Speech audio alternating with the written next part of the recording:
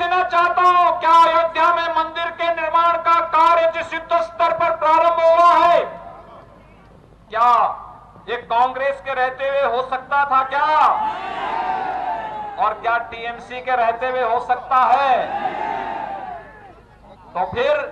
जब भारतीय जनता पार्टी सड़क भी देगी, बिजली भी देगी, पानी भी देगी, स्वास्थ्य की सुविधा भी देगी, किसानों को किसान सम्मान निधि भी दे रही है,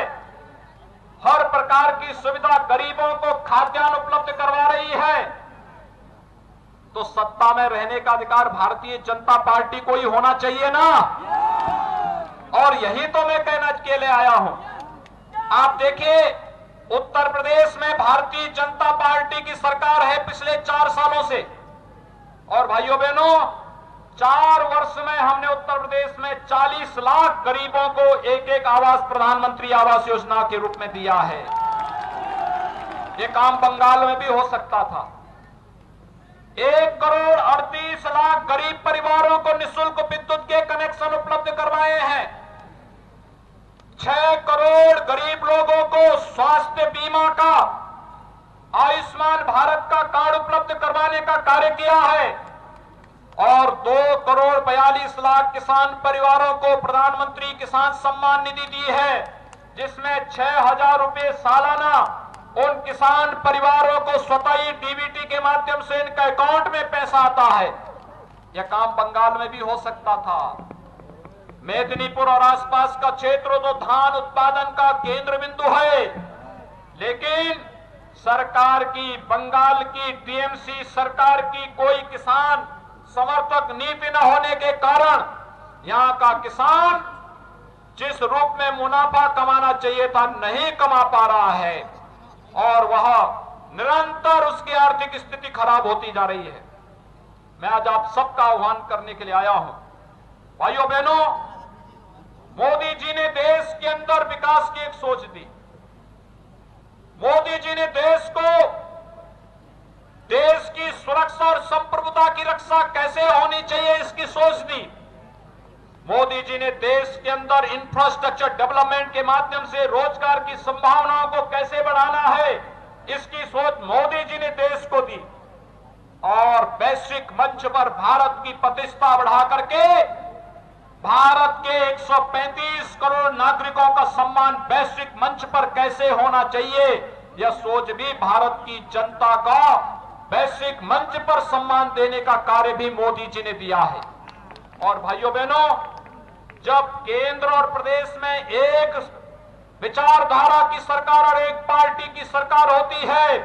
तो उसका लाभ भी उसी प्रकार से प्राप्त होता है, और यह उसी प्रकार से प्राप्त होने की श्रृंखला में ही आपका आह्वान करने के लिए आया हूं। जैसे उत्तर प्रदेश डबल इंजन की सरकार की तरह काम कर रही है,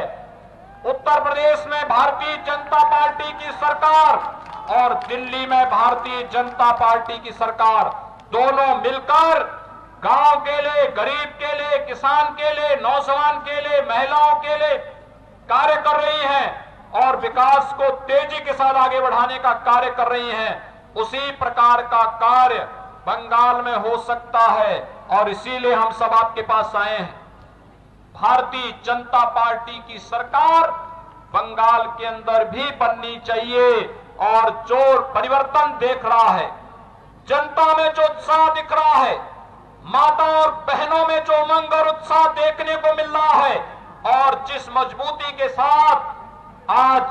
बंगाल का युवा खड़ा हुआ है, इसको देखते हुए विश्वास के साथ कहा जा सकता है कि 2 मई की तिथि बंगाल के अंदर भारतीय जनता पार्टी की सरकार की तिथि होगी, और जब भारतीय जनता पार्टी की सरकार आएगी तो विश्वास के साथ कह सकते हैं, जिन लोगों ने भारतीय जनता पार्टी के कार्यकर्ताओं को निशाना बना करके हमले किए हैं, कानून उनके लिए अपना काम 2 मई के बाद करना प्रारंभ कर देगा। बंगाल की जनता एक नए भोर के साथ विकास के पथ पर अग्रसर होकर के अपने पुरातन वैभव को प्राप्त करेगी, और फिर से बंगाल भारत को नेतृत्व देता हुआ दिखाई देगा, और ये परिवर्तन के आहट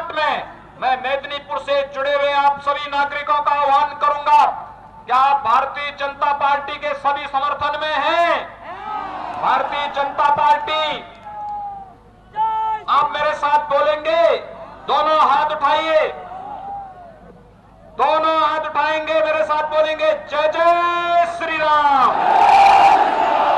जय जय श्री राम, जय जय श्री राम। मैं आप सबका आह्वान करूंगा, भारतीय जनता पार्टी के प्रत्याशी श्री राम प्रसाद गिरी जी को कमल छाप पर भारी बहुमत से विजयी बनाने की अपील आप सबसे करते हुए वाणी को देता विराम। जय जय श्री राम।